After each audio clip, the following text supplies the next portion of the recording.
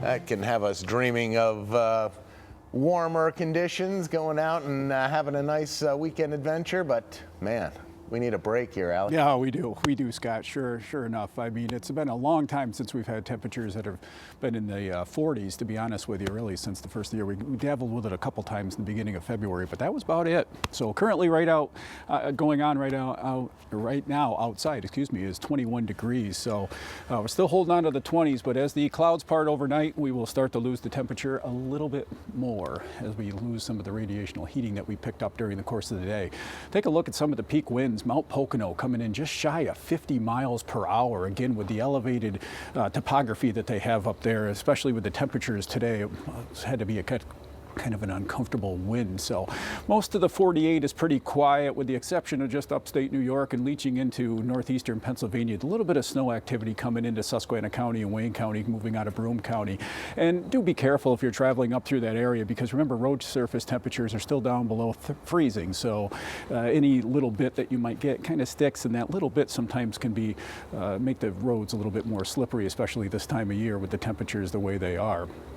So you can take a look, 20s starting to get into the teens, especially up there near Lopez, Cogan House Township down to 19, and we will continue to leach down to the night or the teens early as the night progresses. So quiet weekend ahead, which is a good thing. We don't have any weather makers like we've had the last few weekends, which is good. We need a break.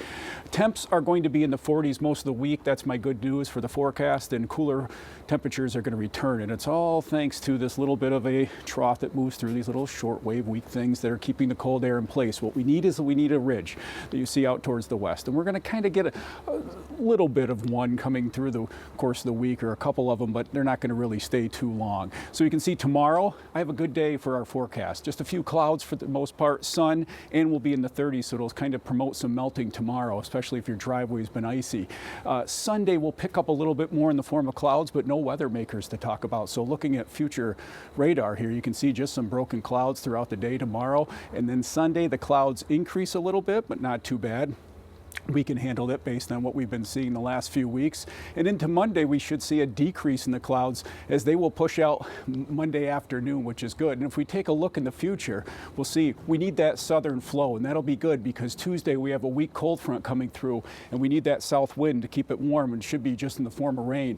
Wednesday looks pretty good as a high pressure sits in, but Thursday is our next chance for precipitation, but it should be mainly rain because of the fact that the winds will be out of the south. But on Friday, our winds will shift back to the north, ushering in those colder temperatures, just slightly colder, not what we've been seeing. So tomorrow I'm calling for a high of 35 here in our backyard. For the most part, we'll be in the mid 30s, maybe towards the southern part of our viewing area, flirting with the 40s, low 40, 41.